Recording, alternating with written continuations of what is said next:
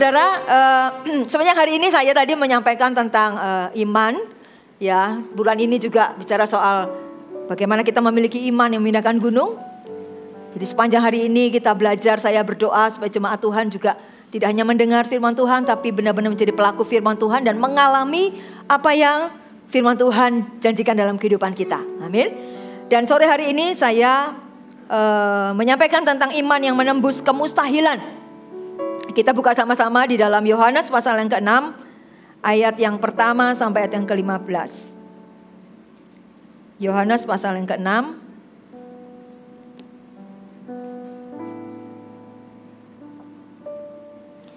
Kita buka ayat yang pertama.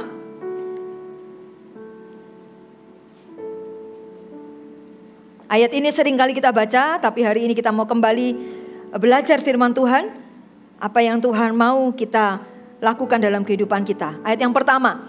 Sesudah itu Yesus berangkat ke seberang danau Galilea, yaitu danau Tiberias.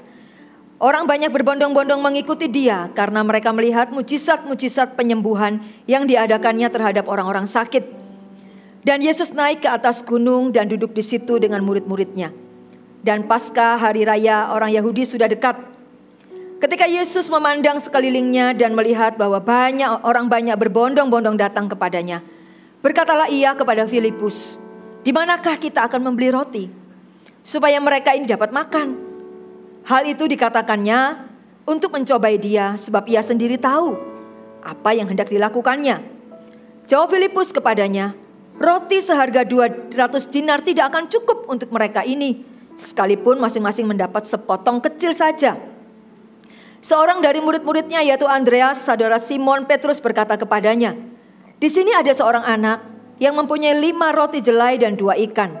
Tetapi apakah artinya itu untuk orang sebanyak ini?" Kata Yesus, "Suruhlah orang-orang itu duduk. Adapun di tempat itu banyak rumput." Maka duduklah orang-orang itu, kira-kira 5.000 laki-laki banyaknya. Lalu Yesus mengambil roti itu, mengucap syukur dan membagi-bagikannya kepada mereka yang duduk di situ. Demikian juga dibuatnya dengan ikan-ikan itu sebanyak yang mereka kehendaki. Dan setelah mereka kenyang, ia berkata kepada murid-muridnya, "Kumpulkanlah potongan-potongan yang lebih supaya tidak ada yang terbuang." Maka mereka pun mengumpulkannya dan mengisi 12 bakul penuh dengan potongan-potongan dari kelima roti jelai yang lebih setelah orang makan. Ketika orang-orang itu melihat mujizat yang telah diadakannya, mereka berkata, "Dia ini adalah benar-benar nabi yang akan datang ke dalam dunia." Karena Yesus tahu bahwa mereka hendak datang dan hendak membawa dia dengan paksa untuk menjadikan dia raja, ia menyingkir pula ke gunung seorang diri.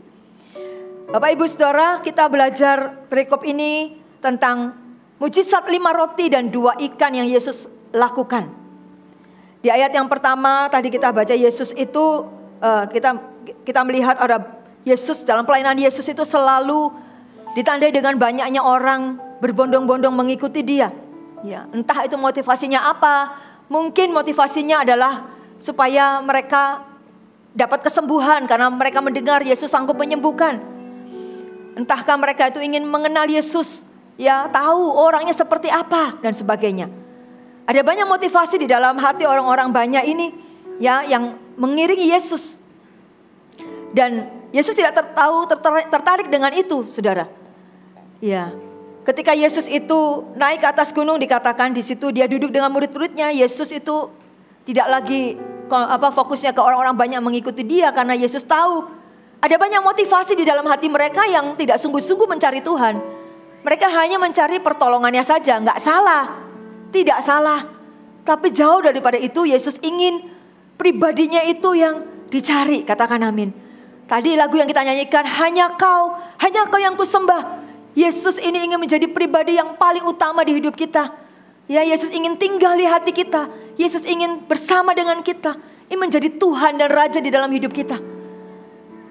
Untuk itu saudara, ketika hari ini kita mengiring Yesus, kita beribadah hari ini, kita harus pastikan motivasi di dalam hati kita mengiring Yesus itu apa. Bukan hanya sekedar kita Kristen, kata kita Kristen ikut Tuhan, terus ke gereja, kemudian ikut CG dan sebagainya. Hanya untuk supaya mungkin kita punya banyak teman atau bisnis kita diberkati dan sebagainya. Tadi saya katakan gak salah, tapi jauh di dalam lubuk hati kita Kita mau mengenal Tuhan itu next level, katakan amin. Lebih lagi, lebih dalam lagi. Tidak seperti orang banyak ini. Beda dengan murid-muridnya. Ya, murid-muridnya sangat mengerti betul apa yang menjadi isi hati Tuhan tentunya. Makanya Yesus dikatakan Yesus naik ke atas gunung dan duduk di situ dengan murid-muridnya. Dan pasca hari raya orang Yahudi sudah dekat.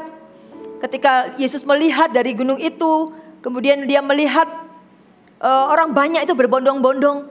Yesus itu hatinya itu selalu tergerak dengan belas kasihan ya. Kemudian Yesus ini memikirkan bagaimana mereka ini seharian ini belum makan. Hatinya Yesus itu penuh dengan belas kasihan ketika melihat orang banyak itu mungkin yang ikut mereka itu mulai pagi jauh dari luar kota. Mereka belum makan. Walaupun Yesus tahu motivasi hati mereka bermacam-macam.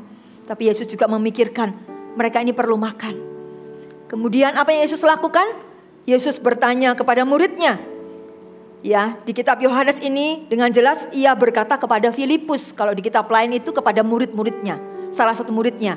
Nah, ini di sini lebih jelas dikatakan ia berkata kepada Filipus. Di manakah kita akan membeli roti supaya mereka ini makan? Dikatakan hal ini dikatakannya untuk mencobai dia. Dikatakan untuk mencobai siapa? Filipus.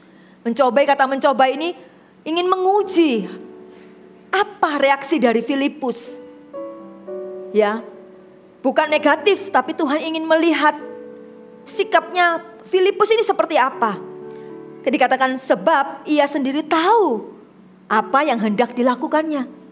Yesus itu adalah Tuhan, dia itu raja, dia itu sanggup untuk melakukan mujizat.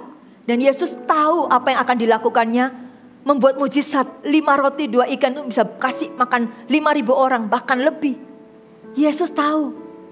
Tapi kenapa Yesus masih bertanya kepada salah seorang muridnya yaitu Filipus. Di mana kita akan beli roti supaya mereka ini dapat makan. Kenapa kok Filipus? Kalau saya baca pelajari kenapa kok Filipus ya? Kok kenapa enggak Petrus? Kenapa enggak yang lain? Saudara, ini menarik sekali. Kalau kita pelajari saudara di dalam Yohanes 1 ayat yang ke-44. Ya, kita buka Yohanes 1 ayat Yohanes pasal yang pertama ayat yang ke-44. Nanti kita kembali ke ayat yang tadi. Dikatakan Filipus itu berasal dari mana? Betsaida, kota Andreas dan Petrus. Kembali ke pasal yang ke-6 ya. Yesus pada waktu itu ada di kota Betsaida. Ya. Dan Filipus ini adalah orang yang berasal dari kota Betsaida. Tentunya Petrus ini tahu, Filipus ini tahu kondisi kotanya. Makanya Yesus ini bertanyanya kepada Filipus. Karena dia pasti tahu tempat jual roti di mana. Ya, tempat yang ada mungkin ada toko roti dan sebagainya. Filipus tahu pasti. Ya. Tapi Filipus berkata ayat yang ke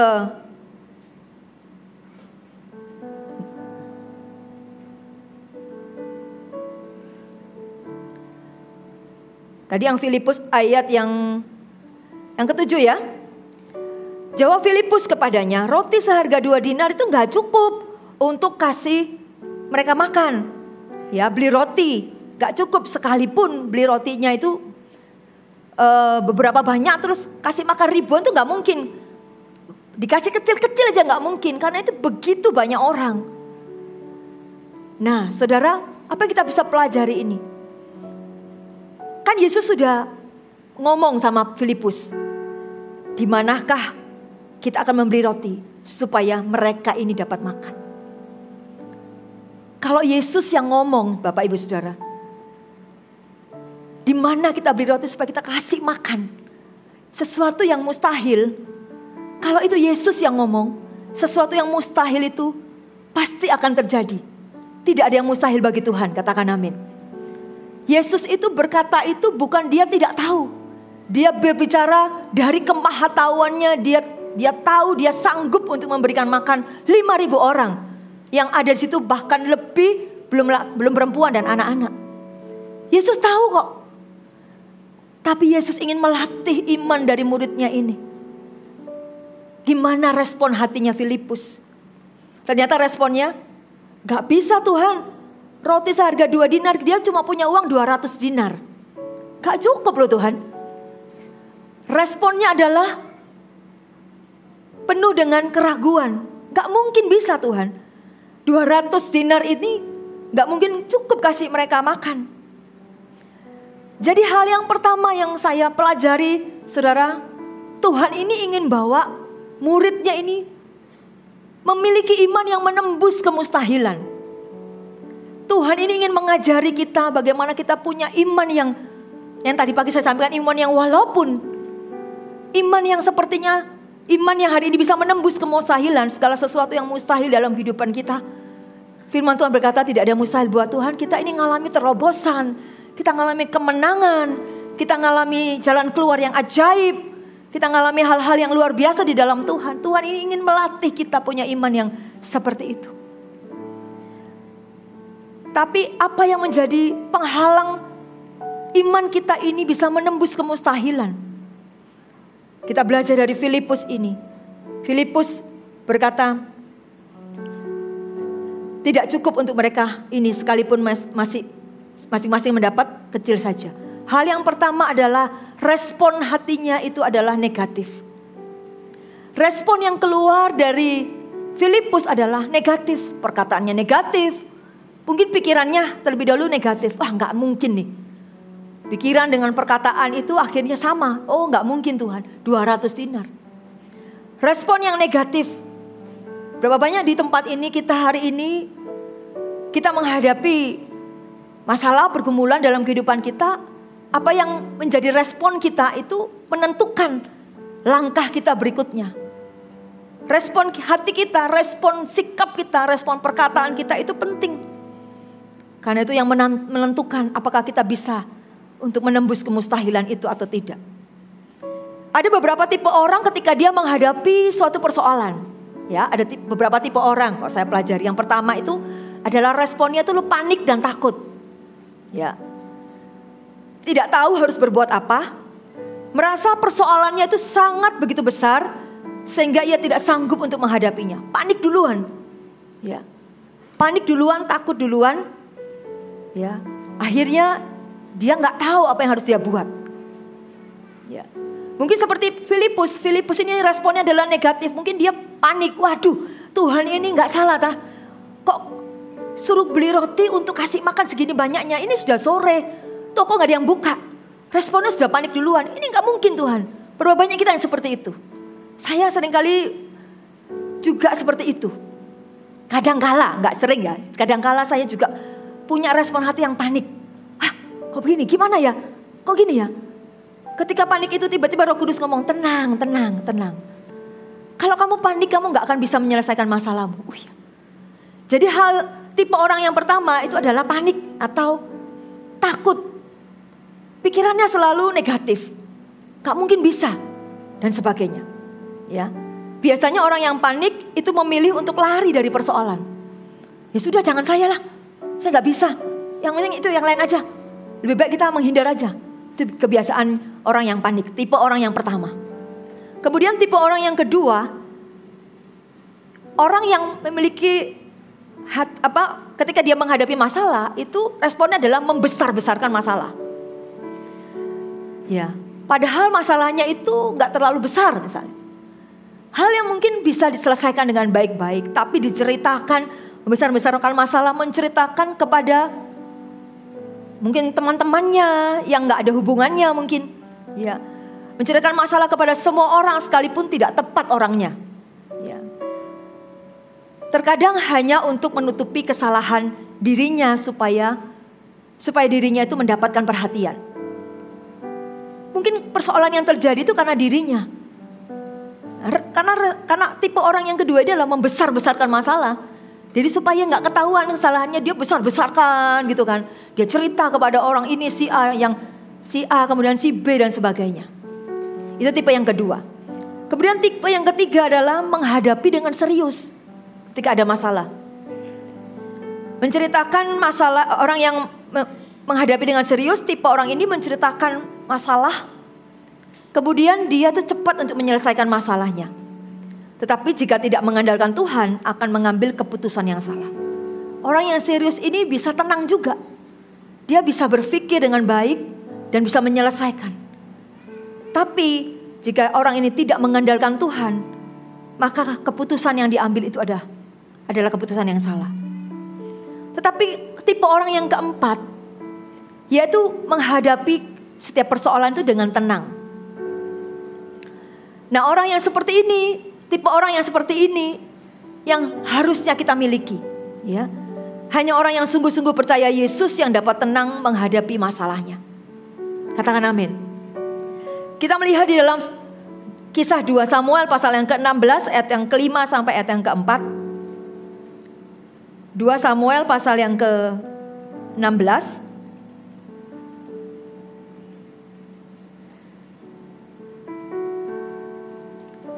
Ayat yang ke-5 sampai ayat yang ke-14. Ingat cerita ini? Simei mengutuki Daud. Bagaimana responnya Daud? Ayat yang ke-5. Ketika Raja Daud telah sampai ke Bahurim, keluarlah dari sana seorang dari kaum keluarga Saul. Ia bernama Simei bin Gera.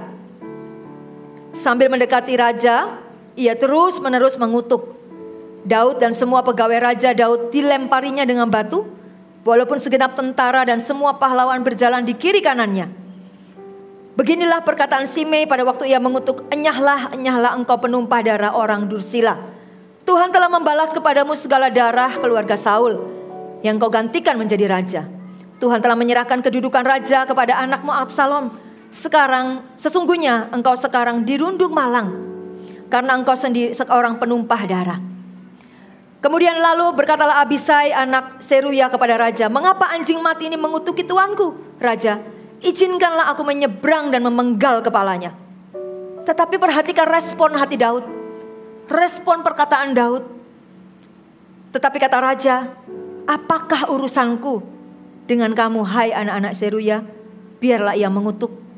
Sebab apabila Tuhan berfirman kepadanya, kutukilah Daud, siapa yang akan bertanya mengapa engkau berbuat demikian?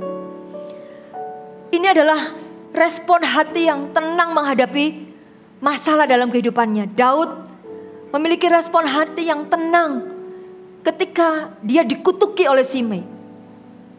Ketika dia dimaki-maki, ya, diolok-olok, ya, dikata-katai nggak sopan. Respon hati Daud itu begitu luar biasa. Saya baca ini, wah luar biasa, Daud itu nggak marah. Padahal Daud itu bersama dengan panglima tentara yang gagah perkasa. Kalau Daud mau minta tentaranya datang kepada Simei penggal kepalanya itu dengan mudah. Nggak usah Daud perintahkan penggal, dia cuma gini aja tuh udah langsung jadi Simei bin Gera tuh bumbu rica gitu kan. Bisa habis gitu. Tapi Daud itu enggak seperti itu. Saya membaca ini luar biasa ya respon hati Daud, kok bisa? Wah, dimaki-maki padahal Daud itu bukan dalam keadaan yang baik hatinya. Dia itu lagi gak enak hatinya karena anaknya sendiri ini ingin membunuh dia. Absalom, anak yang dikasih, ingin membunuh dia. Bayangin hatinya tuh lagi gak enak. Lagi dalam keadaan yang sedih. Dalam keadaan yang gak baik. Dikata-katai. Kalau hari ini saya membayangkan kalau kita hari ini menghadapi persoalan itu. Udah perasaan gak enak. Dikata-katai. Itu bisa marah gitu kan. Wah, bisa melakukan tindakan yang benar-benar di luar pikiran mungkin. Saya dulu punya salah satu staff itu badannya agak gemuk, maaf kan. Dia suka dibully gitu kan. Sama teman-teman yang bukan dibully ya, guyon ya, maksudnya ini bercanda gitu kan. Ya, masuk ke ruangan departemen A gitu kan. Langsung disapanya dengan halo Sinchan gitu kan. Halo Sinchan gitu. Pertama enggak apa-apa gitu. Hari berikutnya dia katai seperti itu lagi. Ini baru bercanda ya, diomongin halo Sinchan gitu. Hari kedua, hari ketiga lama-lama dia menghadap saya. Dia bilang, aku marah deh katanya. Aku jengkel. Loh kenapa? Masa aku dikatai Sinchan gitu? Hah? Kok bisa? Iya. Ya mungkin karena badanku seperti ini gitu. Tapi kan aku punya perasaan. Sekali dua kali aku gak apa-apa. Tapi berkali-kali aku nggak suka aku masuk departemen itu, aku marah dan sebagainya gitu. Saya tahu hatinya ini lagi nggak enak. Saya bilang, kamu lagi ngalami apa? Kamu hari pertama kok nggak apa-apa, itu mungkin cuma bercanda, karena lihat kamu lucu gitu kan. Ya dimaafkan lah. Gak bisa sih, aku marah gitu kan. Respon hatinya langsung meledak-ledak. Itu baru dikata-katai seperti itu loh. Bisa marah. Akhirnya saya dem-demi gitu, ya sudah. Saya juga ngomong jangan bercandain begitu. Ya. Pasti respon hatimu lagi gak enak. Iya, aku lagi ngalami ini. Lagi ngalami masalah ini, terus kena begitu. Itu buat dia itu jadi jengkel. Saya tahu. Daud pun mengalami perasaan yang gak mudah. Perasaan yang gak enak. Tapi saat itu Tuhan izinkan terjadi. Dikutuki, diolok-olok. Di depan tentaranya itu malu banget. Ya. Saya pernah digebrak meja di depan, waktu saya sebelum full timer, saya pernah bekerja di sebuah perusahaan emas itu ya. Karena saya ini suka, waktu jam istirahat saya suka ngajak teman-teman itu, waktu makan bareng tuh suka sharing firman Tuhan, suka doakan mereka. Tiba-tiba ada yang gak suka gitu aja. Tiba-tiba gebrak meja, kemudian ini kayak wakilnya bos saya, dia belum percaya Tuhan. Tiba-tiba dia gebrak meja, terus saya dimaki-maki di depan staff. Dia bilang, kamu gak boleh lagi beritakan Injil. Gak boleh lagi kamu ngomong soal Yesus di sini. Yesus sudah mati gitu kan. Itu di depan teman-teman saya kaget gitu kan. Waktu saya ngadep itu saya berkata dalam diri saya, Tuhan tolong saya, apa yang harus saya katakan. Waktu kita tenang itu kita bisa dengar Tuhan bicara. Tapi waktu kita mulai tersulut emosi atau marah, responnya adalah negatif. Saudara, kita gak bisa lihat kuasa Tuhan bekerja. Betul Bapak Ibu. Makanya waktu saya digituin, saya berdoa, Tuhan apa yang saya lakukan. Saya juga gak suka. Kok kamu marahin saya di depan banyak orang, terus kok nyebut-nyebut nama Tuhan, gak percaya Tuhan tuh seperti itu keluar asap dari hidung dan telinga gitu kan. Tapi saya berusaha menguasai diri saya dan tenang, dan Roh Kudus bicara, tenang aja, gak usah ngomong apa-apa. Kamu diam aja, belum waktunya kamu bicara. Saya mendapati waktu saya tenang itu Tuhan tuh bisa bicara, dan saya bisa mendengar dia berbicara, dan saya tenang aja. Dia terusin ngomong banyak. Setelah dia selesai ngomong, Roh Kudus baru bicara, sekarang giliranmu bicara. Ngomong apa Tuhan? Ngomong aja, keluarkan kata-kata, nanti aku akan tuntun kamu. Kemudian saya ngomong sama dia, oke, thank you untuk semuanya. Saya bilang, memang Tuhan Yesus itu mati di salib. Tuhannya orang Kristen itu memang mati. Saya bilang, betul. Tapi jangan lupa, dia itu mati untuk dosaku dan dosamu. Dosa Cece, saya bilang. Dan dia itu tidak mati, dan seterusnya dia itu pada hari yang ketiga dia bangkit. Selama 3 hari dia turun ke alam maut. Dia menang atas maut. Dia mengambil kunci kerajaan maut. Hari ini kita yang hidup dalam kelemahan, hari ini kita dapat kekuatan. Hari ini kita yang hidupnya sia-sia, hari ini kita dipindahkan oleh Tuhan kepada hidup yang kekal. Karena Yesus telah menang. Yesus telah mengalahkan maut. Saya ngomong, itu seperti gak bisa berhenti mulut saya. Saya ngomong. Sampai satu titik, saya ngomong sama dia, bahwa Tuhan Yesus itu sudah bangkit. Dia tuh telah menang atas segalanya. Dia juga mengasihi Cece, juga mengasihi kita semua. Itu di depan juga teman-teman saya. Saya teringat saya seperti domba di tengah serigala gitu kan. Tapi saya harus ngomong itu. Ya, tapi dalam keadaan yang tenang, Tuhan itu bisa pakai hidup kita. Dan saya ngomong sama Cece ini, saya bilang, Tuhan mengasihimu. Apakah kamu juga mau menerima Yesus sebagai Tuhan? Sekalian saudara ya. Sekalian itu khotbah penginjilan itu. Wah, saya enggak, tiba-tiba saya berani aja itu loh. Tiba-tiba saya jadi orang yang berani untuk memberitakan Injil. Saudara, responnya tuh harus positif, katakan amin. Ketika respon hati kita positif, kita tenang, Tuhan itu bisa memakai hidup kita. Filipus dikatakan, responnya tuh negatif duluan. Gak mungkin Tuhan, gak ada. Padahal Tuhan tahu apa yang Tuhan mau lakukan. Tuhan hanya ingin pakai Filipus. Tuhan hanya ingin lihat respon hatimu. Kalau kamu ngomong iya Tuhan, Aku mau beli roti. Aku percaya dengan apa yang ada padaku ini nanti Tuhan bisa gandakan. Tuhan bisa lipat kali gandakan. Mungkin lain ceritanya. Tapi Alkitab ini menulis ini untuk mengajar kepada kita. Bahwa Tuhan itu punya rencana dalam kehidupan kita. Katakan amin. Tuhan ini ingin pakai hidup saudara, hidupku dan hidup saya. Untuk menjadi alat kemuliaan Tuhan. Iman kita ingin dibawa next level dengan Tuhan, melihat sesuatu yang mustahil itu bisa Tuhan kerjakan melalui hidup kita. Tinggal bagaimana respon kita mau apa tidak. Berapa banyak hari ini yang mau dipakai Tuhan untuk menembus kemustahilan dalam hidup ini. Amin. Kita semua mau dipakai Tuhan. Ya. Untuk itu saudara, kita mau belajar ya, memiliki respon hati yang benar.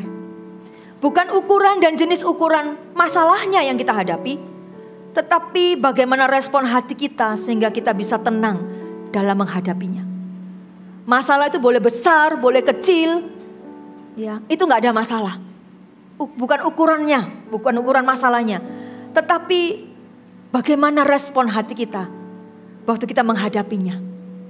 Respon hati kita, ketika respon hati kita benar, kita akan menjadi orang yang tenang. Maka itu akan membawa kita mengalami kemenangan dalam hidup kita. Respon hati yang salah itu akan membawa kita kepada kekalahan. Mungkin respon hati kita waktu kita ngadepi tantangan masalah, hati kita mulai jadi tawar. Firman Tuhan berkata, ketika engkau tawar hati, maka apa? Kecillah kekuatanmu. Makanya respon hati kita ini harus benar. Ketika respon hati kita salah, kita mulai mungkin kecewa dengan Tuhan atau gak percaya dengan Tuhan, kita mulai tawar hati, maka dikatakan kecillah kekuatan kita, kita mudah kalah. Iman kita mudah roboh. Kita gak lagi bisa melihat Tuhan, karena respon hati kita yang salah. Tapi respon hati yang benar membuat kita tenang sehingga kita bisa berdoa dan mendengar suara Tuhan. 1 Petrus pasal yang keempat ayat yang ke-7 berkata, 1 Petrus 4 ayat yang ke-7, sebab itu kuasailah dirimu dan jadilah tenang supaya kamu dapat berdoa. Kuasai diri kita. Milikilah respon hati yang benar. Jangan negatif dulu, jangan panik dulu, jangan bingung dulu, jangan gopoh dulu.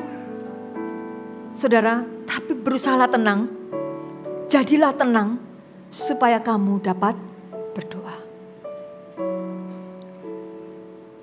Tuhan mau kita menjadi orang-orang yang memiliki respon hati yang positif, ya, tidak negatif. Hal yang kedua, saudara, bagaimana apa yang menghalangi iman kita ini bisa menembus kemustahilan? Kembali lagi di ayat Yohanes pasal yang ke-9. Yohanes pasal yang ke-6.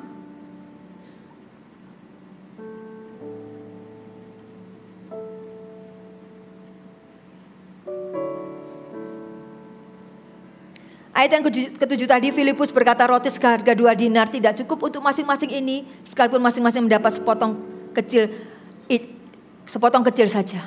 Yang pertama responnya negatif dari Filipus. Yang kedua, Filipus ini ragu, nggak percaya dengan Tuhan bahwa Tuhan ini sanggup untuk melakukan mujizat. Berapa banyak mujizat yang Tuhan Yesus lakukan bersama dengan murid-muridnya.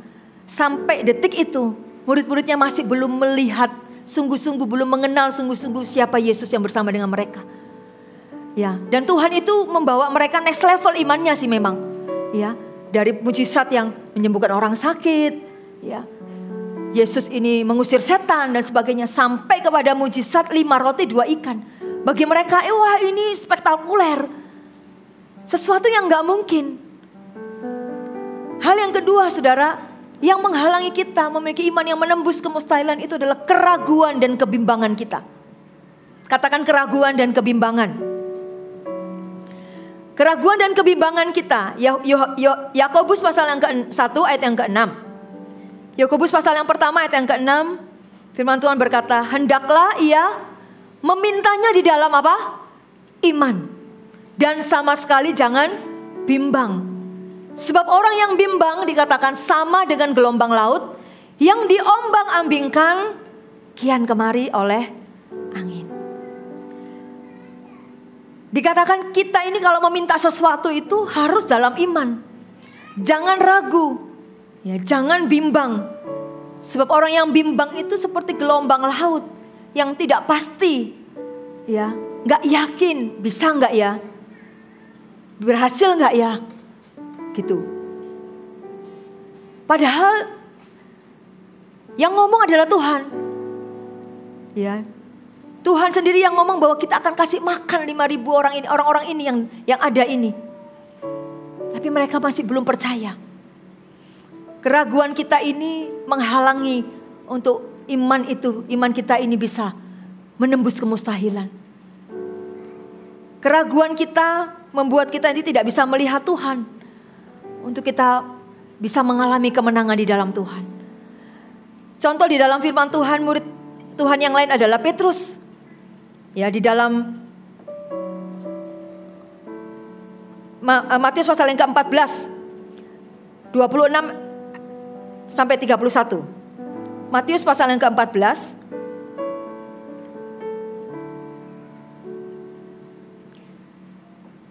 Matius 14 ayat yang ke-26.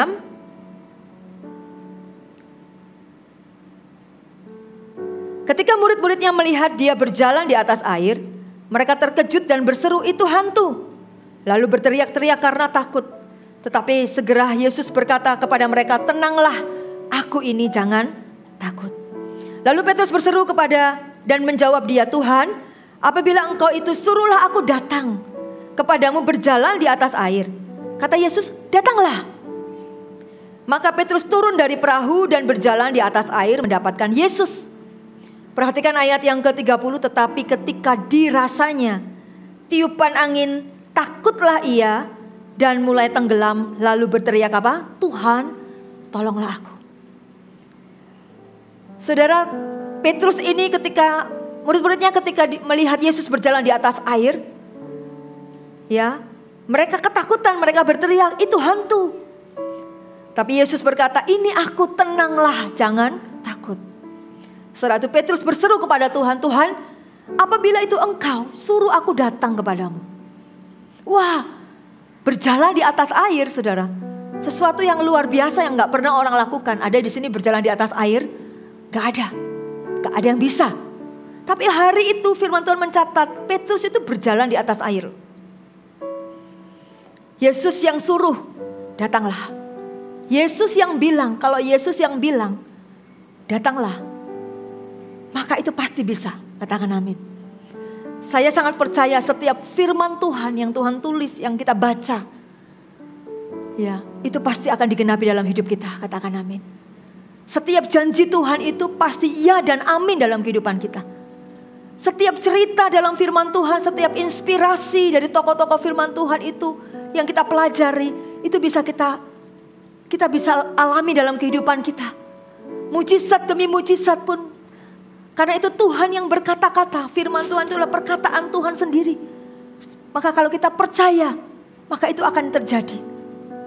Maka Yesus berkata, "Datanglah." Maka Petrus pun turun dari perahunya dan berjalan di atas air, gak ragu sedikit pun. Gak ada kata-kata, "Sungguhankah aku bisa berjalan?" Gak ada tertulis sih. Tapi dikatakan Petrus turun dari perahu, saudara bisa bayangkan. Dan dia berjalan di atas air. Kemudian dia mendapatkan Yesus. Wah, dia itu benar-benar mengalami mujizat Tuhan, bisa berjalan di atas air. Itu adalah iman, percaya. Tetapi kadangkala iman itu bisa goyah ketika, bisa bersamaan ketika itu, kebimbangan itu datang ketika dirasanya tiupan angin itu. Ya, dirasanya tiupan angin, kemudian Petrus itu mulai takut dan ia mulai tenggelam. Saudara, kebimbangan dan keraguan kita ketika itu datang dalam kehidupan kita, mampir dalam kehidupan kita. Ya, tiba-tiba iman kita itu mulai goyah. Kita gak lagi lihat Tuhan, tapi lihat masalah kita jauh lebih besar dari apa yang kita alami. Padahal sesungguhnya Tuhan ingin kita ini melakukan perkara-perkara besar bersama dengan Dia. Untuk itu ya saudara, biar keraguan kita ini kita mau letakkan di bawah kaki Tuhan. Kebimbangan kita ini yang tidak beralasan, yang belum tentu benar. Kita bimbang karena kita gak sungguh-sungguh percaya dengan Tuhan atau firman-Nya. Kita mau sungguh-sungguh letakkan di bawah kaki Tuhan dan kita mau kembali memandang kepada Tuhan. Kenapa orang bisa ragu? Orang bisa bimbang. Karena gak sungguh-sungguh mengenal pribadi Yesus dan firman-Nya yang begitu kuat dalam kehidupan kita. Firman Tuhan tadi berkata apa? Orang yang bimbang, kalau engkau minta dengan iman. Jangan dengan ragu atau bimbang. Saudara, ketika saya besuk anak saya di Jakarta, ya saya waktu saya berdoa, Tuhan tuh suruh saya dan anak saya yang kedua itu untuk pergi ke Jakarta untuk ketemu dengan anak saya. Ya. Kemudian anak saya ini kita ketemu, ya.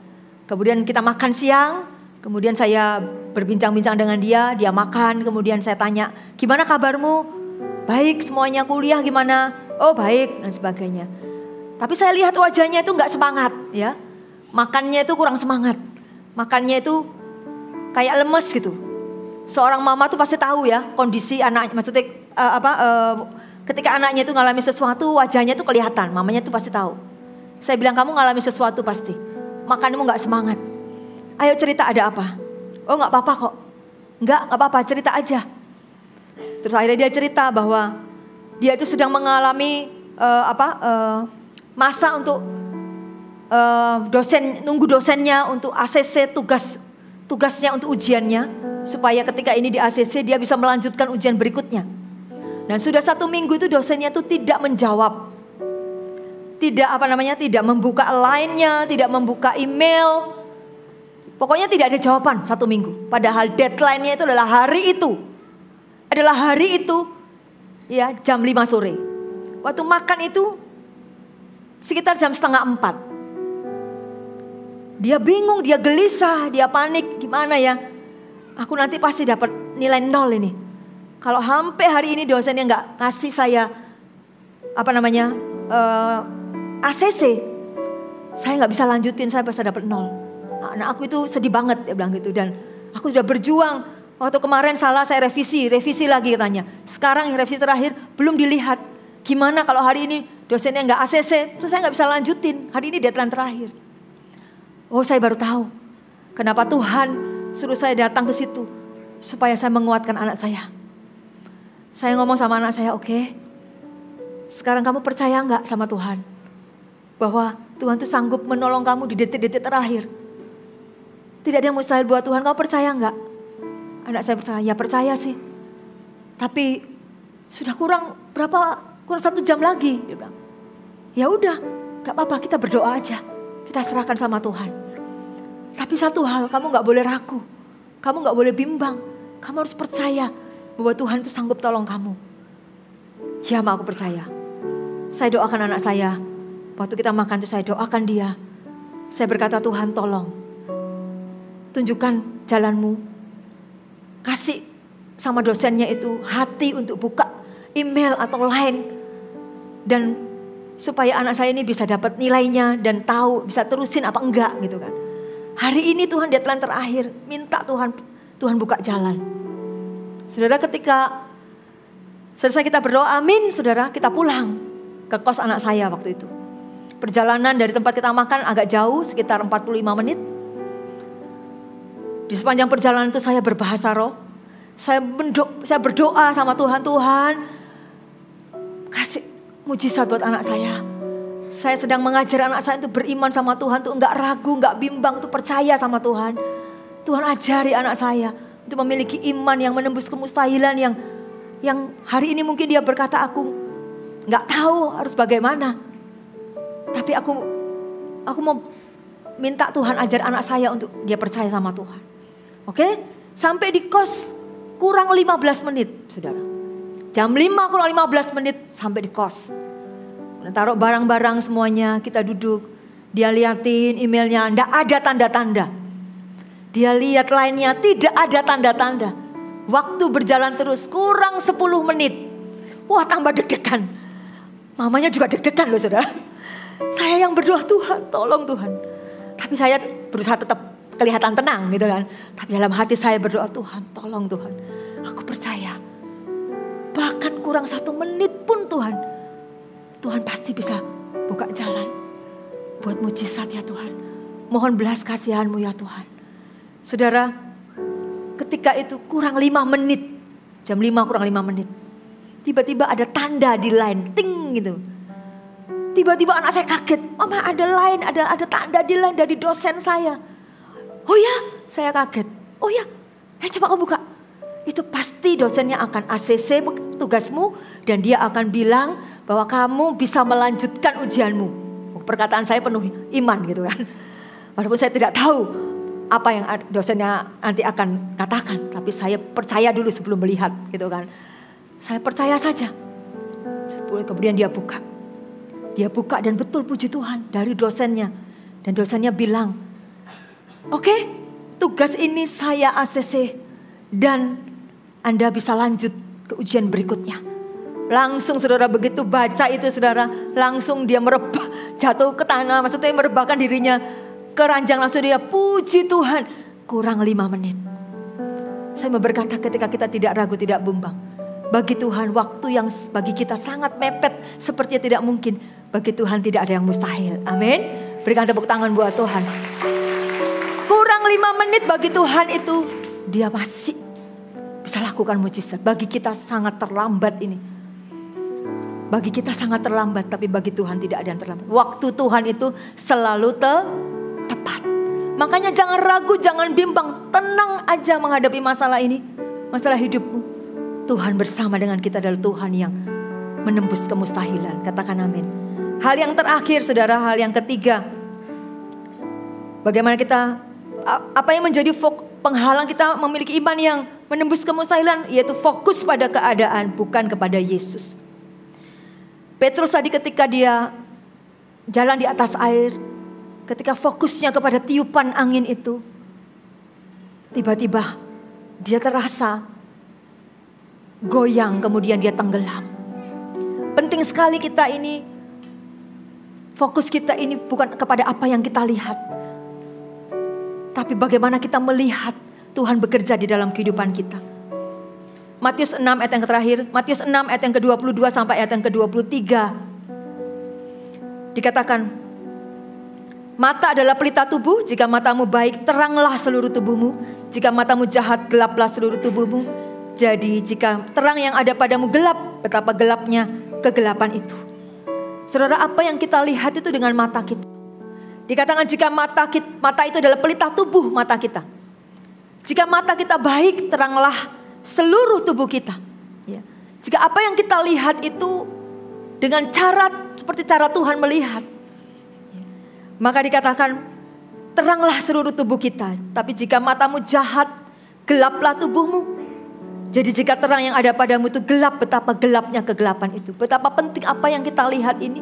Bukan fokusnya apa yang kita lihat, tetapi bagaimana cara kita melihat masalah kita itu sangat menentukan. Ya. Bagaimana kita menghadapinya. Waktu kita menghadapi sakit, penyakit, tantangan atau apapun. Apa yang menjadi respon hati kita? Fokus kita kepada Tuhan atau kepada masalah?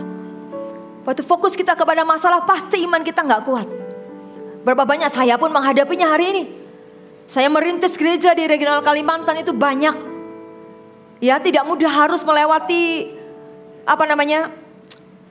perjalanan yang cukup panjang.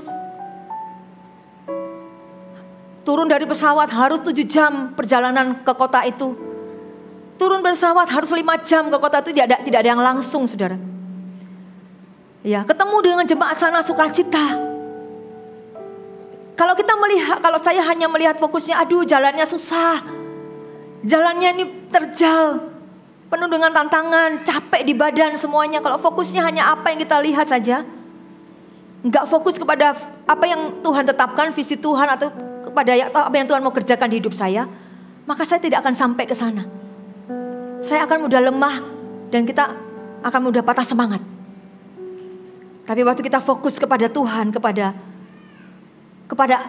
apa yang Tuhan ingin lakukan di hidup kita, maka saya percaya Seperti Tuhan melakukan mujizat 5 roti 2 ikan. Tuhan ingin memakai murid-muridnya.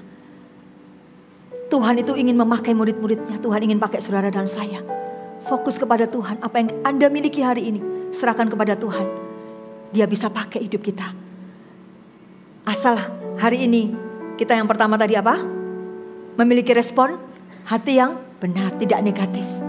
Yang kedua, jangan bimbang, jangan ragu. Percaya pada detik-detik terakhir pun Tuhan sanggup untuk membuat mujizat. Tidak ada yang terlambat buat Tuhan. Dan yang ketiga, jangan fokus kepada masalah. Masalah kita ini yang kita hadapi itu ada kadaluarsanya Bapak Ibu. Tidak akan seterusnya kok kita menghadapi. Tuhan berjanji, Tuhan pasti akan tolong kita. Katakan amin. Tapi caranya tidak harus sesuai dengan cara kita. Tuhan lakukan sesuai dengan cara Tuhan dan waktu Tuhan. Tapi yang pasti, masalah itu pasti akan selesai. Katakan amin. Masalah 5 roti dan 2 ikan selesai itu. Bahkan ada sisa 12 bakul. Tuhan kalau mau buat mujizat gak tanggung-tanggung. Tuhan bisa kasih mujizat sampai berlebihan. Kita masih bisa menikmati dan mengucap syukur. Tuhan baik buat kita semua. Amin. Tuhan ingin bawa kita next level iman kita. Mari kita punya iman yang menembus kemustahilan. Kita punya respon hati yang benar. Tidak ragu. Dan mari kita fokuskan kepada Tuhan. Cara kita melihat itu penting. Supaya iman kita gak goyah. Kalau Tuhan melihat kita baik. Kehidupan kita baik. Kita juga mau melihat hidup kita juga baik. Walaupun hari ini kenyataannya kita belum baik. Tuhan pasti bisa membalikkan kehidupan kita. Dari yang tidak baik menjadi baik. Katakan amin. Amin.